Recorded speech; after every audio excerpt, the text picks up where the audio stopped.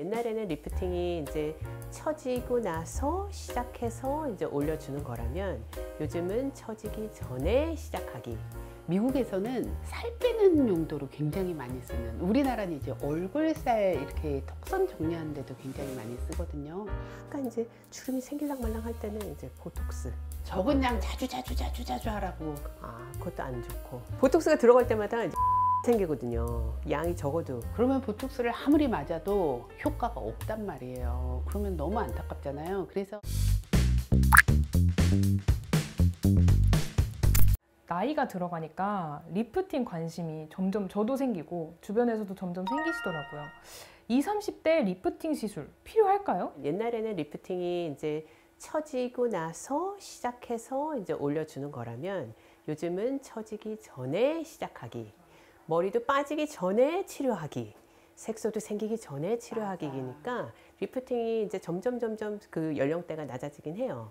근데 이제 20대는 보니까 이렇게 뭔가 처졌다기보다도 뭔가 여기 이제 조금 네모난 거를 좀 갸름하게 하고 싶다. 20대나 30대 초에 제가 제발 하지 말라는 거는 지방 빼는 거. 그러면 약간 이제 장점을 더 극대화시키고 단점을 없앨 수 있는 시술로 뭘 시작하면 좋을까요?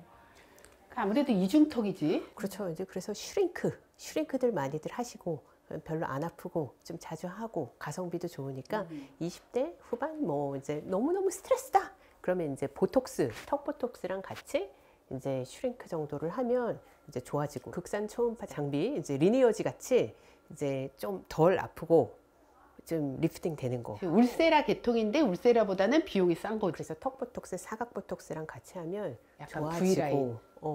얼굴도 좀 예뻐지긴 하시. 또 턱이 이렇게 많으면 이제 마이크로웨이브 온다 같은 걸로 리프팅을 좀 요즘 해주고. 온다 엄청 대세거든요. 온다는 괜찮아요. 그게 이제 팁이 또 두 가지가 있는데, 미국에서는 살 빼는 용도로 굉장히 많이 쓰는, 우리나라는 이제 얼굴살 이렇게 턱선 정리하는 데도 굉장히 많이 쓰거든요. 그래서 온다도 좋고 국산 초음파 장비, 뭐 울세라 장비 이런 것들 다 좋은데, 이제 나의 버젯에 맞춰서 하는 게 좋고, 이제 집중했을 때 좀 찡그리고, 그리고 뭐 운동할 때 막 찡그리면서 약간 이제 주름이 생길랑 말랑 할 때는 이제 보톡스는 추천드려요. 근데 과도한 양을 자주 맞는 거는 자제하고, 적은 양 자주 하라고. 그것도 안 좋고.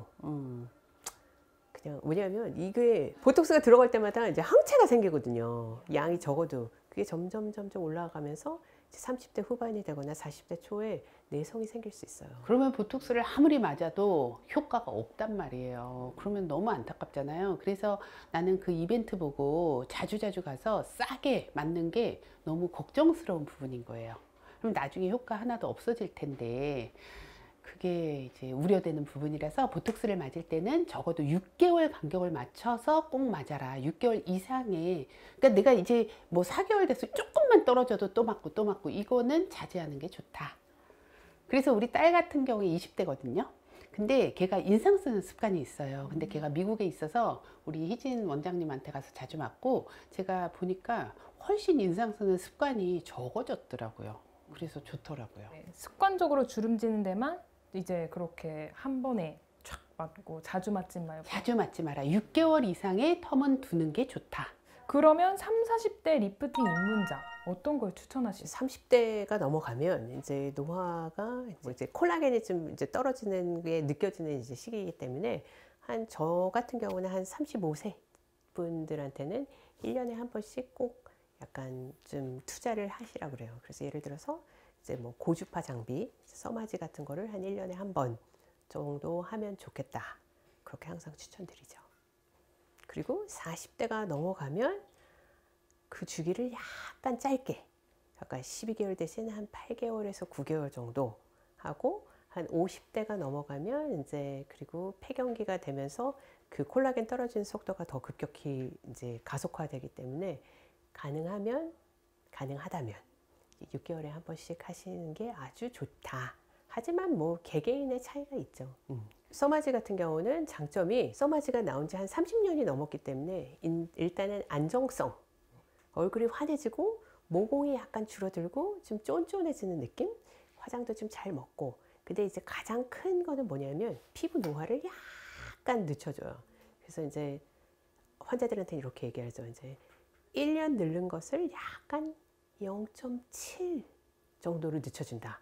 그래서 그게 이제 쌓이다 보면 이제 나이가 어려 보이네. 나이에 비해서 피부가 좋으시네요.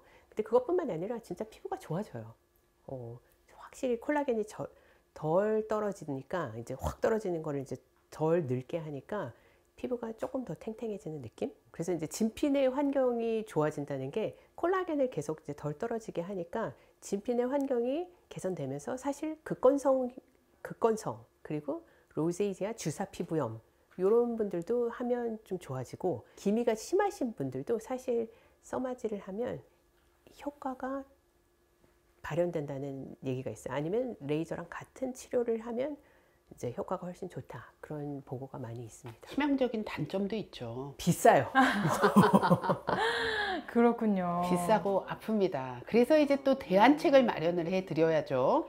우리나라가 참 대단해요. 그래서 국산 그 모노폴라 라디오 프리퀀시 그런 게 이제 많이 있어서 써마지뿐만 아니라 그냥 그런 국산 장비를 맞춰서 하지만 꾸준히 하는 거를 저는 추천해요. 꾸준하게. 그래서 써마지는 이제 장점이 한 번에 끝난다지만 이제 이렇게 국산 장비 같은 경우에는 조금 여러 번 해야 되는 단점이 있지만 그래도 젊은 사람들은 국산 장비를 사용하는 것도 나쁘지 않을 것 같습니다.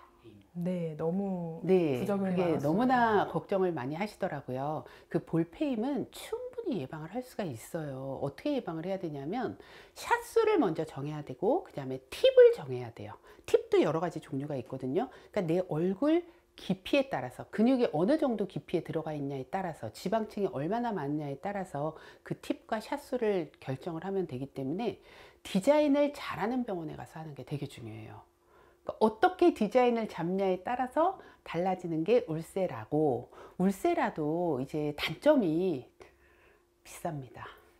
그래서 써마지와 마찬가지로 울세라도 국산 울세라 장비가 굉장히 많이 나와 있거든요. 그래서 젊은 사람들 이중턱 같은 거 정리를 하는 데 있어서는 울세라도 좋지만 그게 좀 부담스럽다면 국산 장비를 활용하는 것도 도움이 많이 될 수가 있어요. 그래서 이런 거를 활용하는 것도 좋을 것 같습니다. 결국 리프팅은 기계보다도 디자인이 더 중요했던 거네요. 네, 그리고 제가 마지막으로 좀 당부를 드리고 싶은 게요.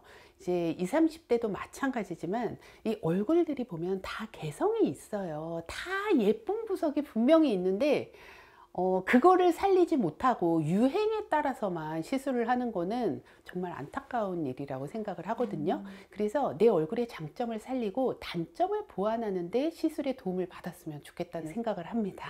오늘 피부 여신 등극하기 위한 많은 정보들 얻어갑니다. 네, 감사합니다. 감사합니다. 감사합니다.